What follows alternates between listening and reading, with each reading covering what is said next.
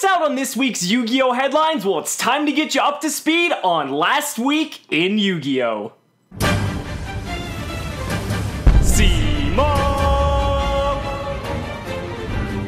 What's going on, guys? It's Cimo, and welcome to another episode of Last Week in Yu-Gi-Oh! The show where we cover all of the week's headlines when it comes to everything Yu-Gi-Oh! We have a lot to discuss this week because a lot of really interesting things are going on, so we're going to want to discuss that as much as possible. So getting right to it, at the beginning of the week, a massive bombshell hit the game, and that is the TCG Banlist. The TCG Banlist finally came into effect. Surprisingly, it came into effect immediately on September 18th, not really giving players much time to adapt because typically when a TCG Banlist is announced, they give people about a week or so before the list takes effect. But unbeknownst to us, it came out and immediately takes effect. So any tournaments now are going to be abiding by this list. You're definitely going to want to familiarize yourself with everything that's on this list. And on this list, Zodiac got pretty much just exterminated because Dryden and Broad Bull got banned.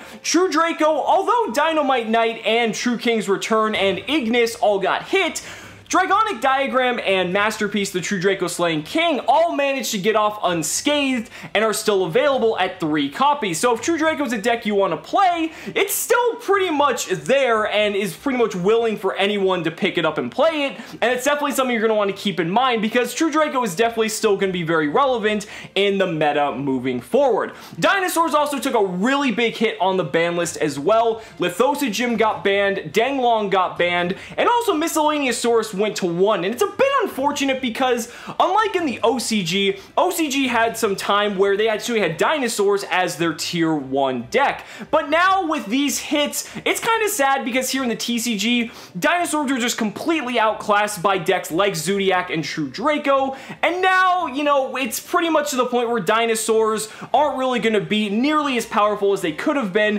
and they're not really going to get that tier 1 spotlight like a lot of people were expecting. But regardless, a lot of other cards came off the list as well, like Charge of the Light Brigade, as well as Honest and Wavering Eyes also all went to 3. And these are going to have some profound impacts on the meta moving forward. We're going to be seeing that from the UDS, which is actually taking place at this very moment at the time of recording this video, and pretty much is pushing Pendulum Magicians over the top when it comes to how people are deciding to solve the new meta. But we're going to get into that a little bit later. Next up, the code of the Duelist Special Edition came out this week, and this is significant for a couple reasons. First off, that means there's a bunch of unlimited printings now of cards available, meaning cards like Trickstar Reincarnation and Firewall Dragon are going to steadily drop in price because there's now a new influx of supply being injected into the market. So if you're looking to pick up cards like Reincarnation or Firewall, they're going to be steadily dropping down, and that's going to make them much more available for you to pick up. But I think the more significant aspect of the Code of the Duelist Special Edition is the fact that we had the promos. Now, the promos in this set are absolutely insane. For the reprints, we had Solemn Strike as a super rare, as well as Skullmeister. You see Solemn Strike now sitting at about $3 to $5 a copy, where before Solemn Strike was anywhere from a $15 to $20 secret rare that was either out of Bosch or out of the Megatins. So that's really good for anyone, especially budget players or players that might not have a lot of money freely accessible, that they can now pick up copies of Solemn Strike and play the game and have Solemn Strikes at the disposal.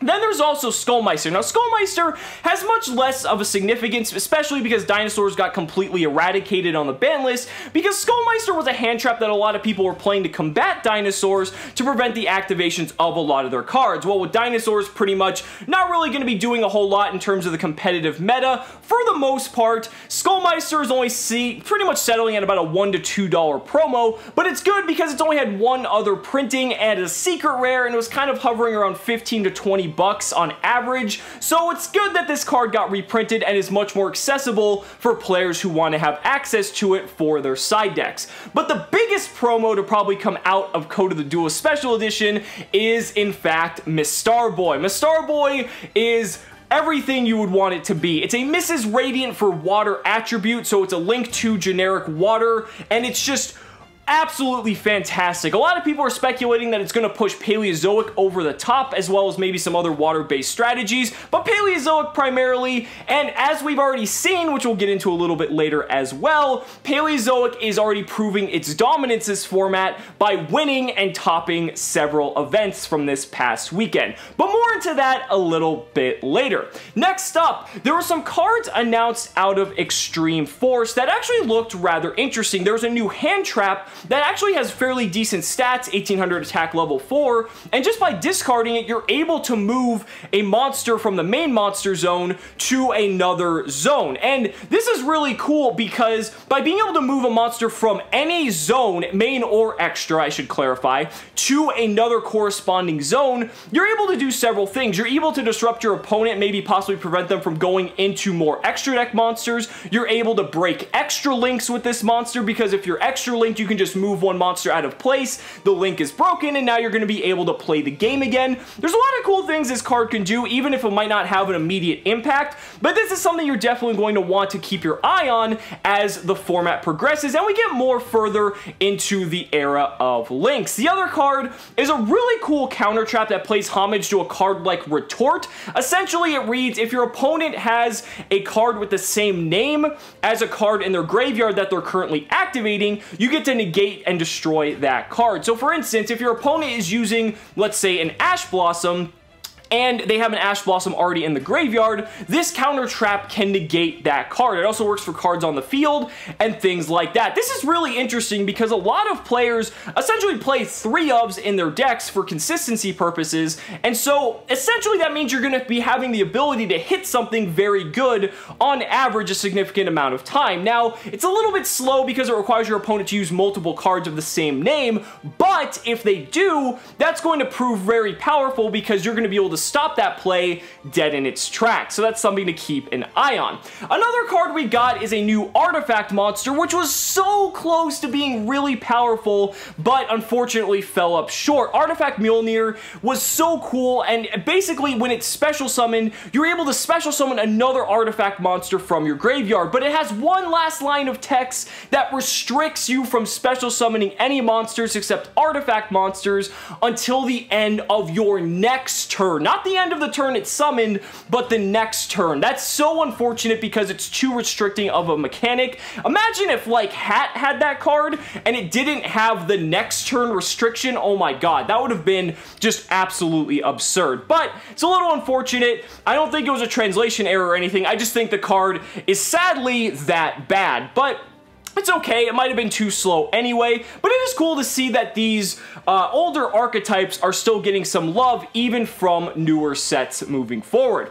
Now next up we had the legendary dragon leaks. Now this was really significant because people weren't really supposed to have their hands on this product yet, and yet people did, and one of the most significant things that came out of this is that Apprentice Illusion Magician, the jump promo, which was demanding $80 to $90 on the secondary market, is getting a reprint in this set, which is absolutely phenomenal for anyone looking to pick up this card. I'm looking at you, Dark Magician players, but this is just great overall. It's going to be easily accessible. It's probably still going to have a fairly high price tag because you do have to buy the legendary set itself and always going to contain one copy, but that's still a better alternative than paying $80 to $90 on the secondary market for one piece of cardboard.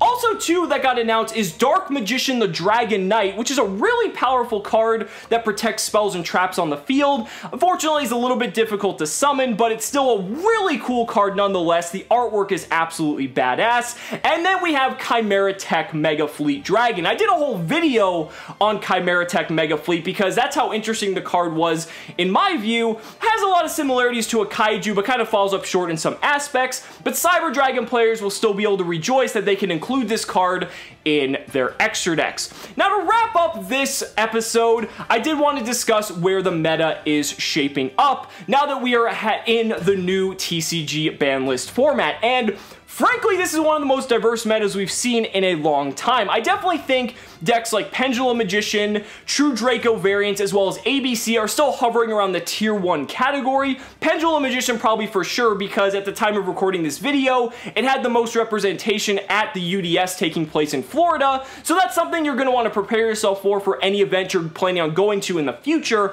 However, there's still plenty of other strategies that are making an appearance as well. Paleozoic took first place at the ARG in Raleigh, North Carolina. It also took second place at a regional in St. Louis as well. So there's still a lot of hope for Paleozoic as well. Even though Masterpiece kind of shuts the deck down entirely, apparently it can still do very well in this meta. There's also Trickstars and Invoked and all these other strategies that are actually creating a rather diverse meta, and even like Blue Eyes is making an appearance. A deck that no one ever thought was going to come back is actually showing up at these events. I think it's really cool that we have a very diverse meta again, even though the format's still being figured out, but ultimately, it's gonna be really fun to see where this format goes. So guys, thank you so much for watching this episode of Last Week in Yu-Gi-Oh! Let me know down in the comments what you guys think about your favorite highlights from this week. I'd really love to hear your thoughts. Thank you so much for watching the video. Be sure to like the video as always. Subscribe to the channel for more amazing Yu-Gi-Oh! Content, and if you found this video informative,